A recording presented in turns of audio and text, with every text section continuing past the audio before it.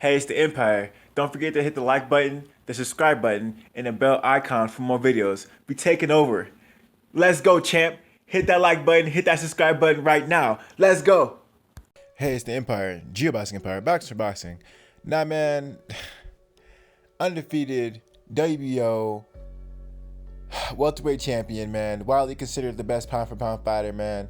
3 division world champion, Terance Bud Crawford said that if a 60-40 split don't happen with him and ERROL SPENCE Jr., current WBC, WBA unified undefeated superstar fighter, right? That it won't happen.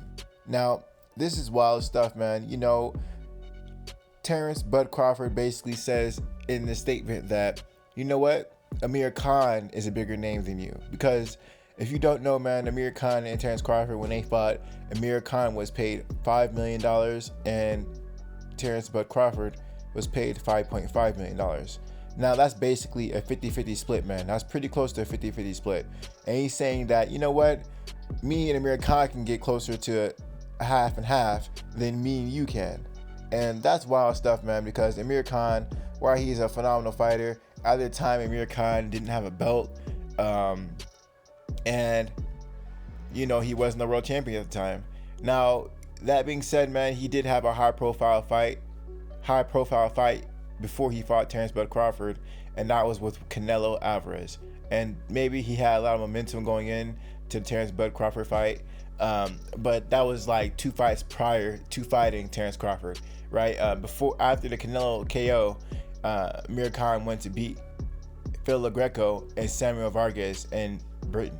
So, man, that being said, man, you know, those weren't spectacular wins. And like I said earlier, Terance Bud Crawford is basically saying that Amir Khan's a bigger name than ERROL SPENCE Jr. Now, this is wild stuff, man. We all know the synonymous names with Amir Khan, and one of the synonymous names with him in his native country is Carol Brook. And Carol Brook, at the time when Amir Khan fought Canelo Alvarez, Carol Brook went to fight Triple G, and there was a lot of big rivalry between who's gonna fight who as far as getting notoriety. That being said, man, this whole Terance Crawford, ERROL SPENCE Jr. situation, it's getting out of hand, man. I mean, we don't know what's happening right now with the whole split, and it seems like this is a money problem causing this fight not to happen. And you know, while Terance Crawford is a phenomenal undefeated champion at welterweight, and he's not only undefeated fighter at welterweight, he stopped every fighter he fought at welterweight, right? When he made his debut at welterweight, he knocked out former undefeated champion Jeff Horn, who beat Manny Pac-Man Pacquiao, right? And then he knocked out Benavidez, then he knocked out Amir Khan, and then he knocked out Ugas Kagalugas, and then he knocked out Carol Brook. Yeah, that's 5 knockouts back to back at the welterweight division, right? A lot of people are talking about how this is ERROL SPENCE's block, but I mean, let's look at it, man. I mean, while Terance Crawford isn't fighting the biggest names, he's beating them in the best way possible, which is by knockout. And a lot of people criticize Terance Crawford's performance with the Mean Machine because he got dropped in that fight. But that's what happens when you're going for the knockout, right?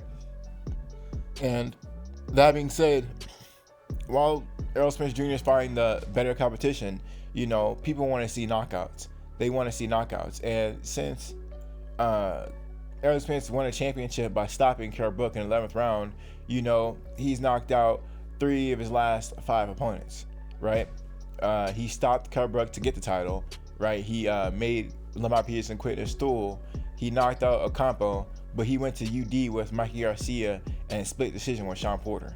Now, we're going to see what happens in this Danny Garcia fight. I mean, obviously, the step up in competition is more, but at the same time, I mean, is it really? I mean, Mikey Garcia was basically a 135 fighter fighting at 147 because he was a champion at 140, but that guy was a smaller fighter.